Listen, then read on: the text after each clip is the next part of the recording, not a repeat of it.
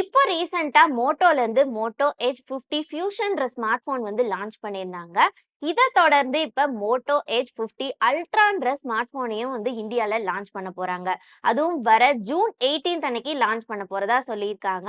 So இதுக்கான ஒரு official பேஜ்மே வந்து Flipkartல வந்து போட்டிருக்காங்க. சோ இந்த மோட்டோ எட்ஜ் 50 அல்ட்ரா ஸ்மார்ட் போனோட ஃபீச்சர்ஸ் என்னவா இருக்க போகுது அண்ட் என்ன பிரைசிங்ல வரப்போகுது அப்படின்ற ஃபுல் டீடைல்ஸையும் நம்மளோட வீடியோல வந்து பார்க்கலாம்.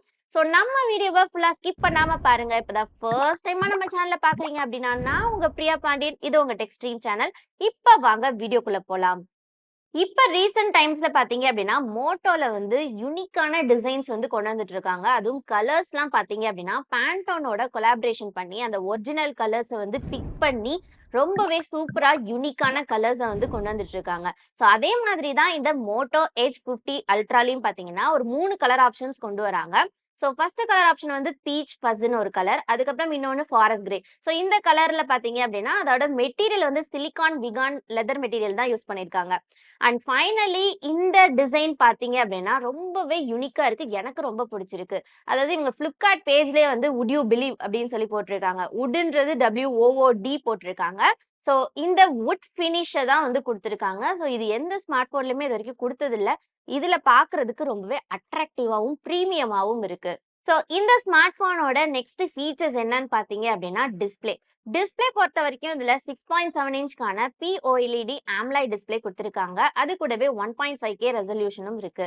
அண்ட் 144 ஹெர்ட்ஸ்க்கான ரெஃப்ரெஷிங் ரேட் கொடுத்திருக்காங்க. அதுக்கப்புறம் 2500 நிட்ஸ் பீக் பிரைட்னஸோட இந்த டிஸ்பிளே வந்து வருது.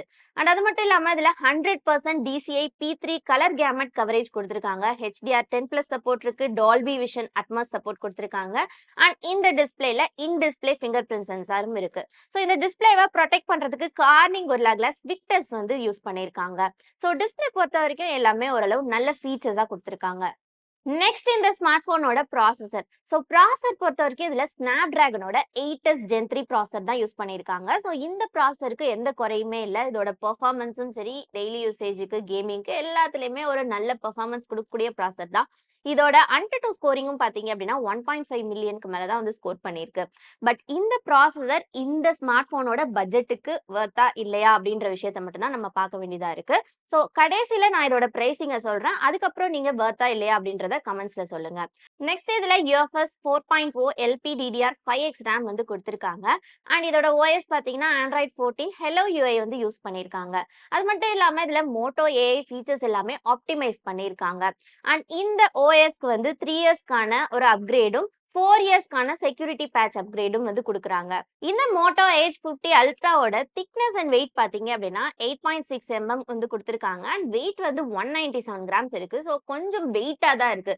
ஸோ பேட்டரியும் வந்து வெயிட்டா தான் இருக்கும்னு பார்த்தோம் அப்படின்னா இதுல வந்து 4500 mAh பேட்டரி கெப்பாசிட்டி தான் கொடுத்துருக்காங்க. அட்லீஸ்ட் 5000ஆவது கொடுக்கலாம். இப்போ வர ஸ்மார்ட் போன்ஸ்ல எல்லாம் பாத்தீங்க அப்படின்னா 6000 வரைக்கும் கொடுக்குறாங்க. அதுவும் இந்த ஸ்மார்ட் போன் வெயிட்டா இருக்கு. ஸோ நம்ம அதிகமா எதிர்பார்த்தோம். பட் இதுல வந்து கம்மியா தான் இருக்கு.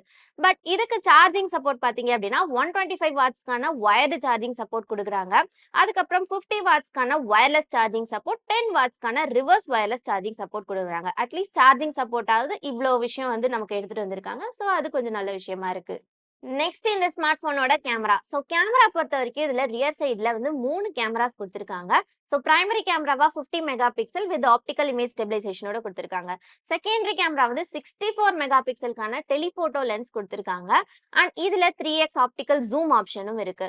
அண்ட் தேர்டாவும் பாத்தீங்க அப்படின்னா 50 மெகா பிக்சலுக்கான ஒரு அல்ட்ரா வைட் ஆங்கிள் கேமரா வந்து கொடுத்திருக்காங்க. இதுல 120 டிகிரிக்கான ஒரு வைட் ஆங்கிள் போர்ட்ரேட் ஷாட்ஸ் எல்லாமே எடுக்க முடியும்.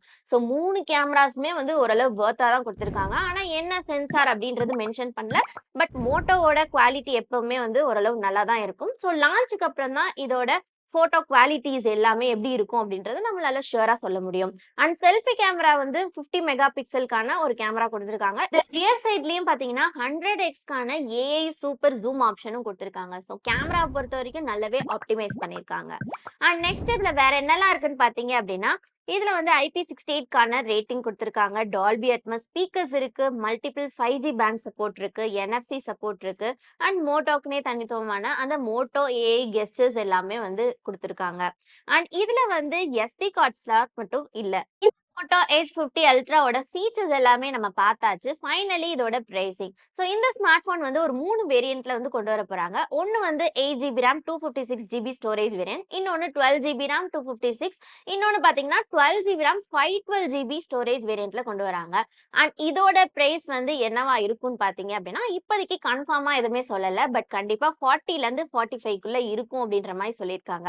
பட் 45க்கு மேலேயும் போச்சு அப்படின்னா தான் கொஞ்சம் வந்து நம்ம இந்த ஸ்மார்ட் ஃபோனை வாங்கலாமா வேணாமா அப்படின்றது கொஞ்சம் யோசிக்கணும். ஏன்னா இதுல வந்து ப்ராசஸர் வந்து 8s Gen 3 ப்ராசஸர் தான் யூஸ் பண்ணியிருக்காங்க.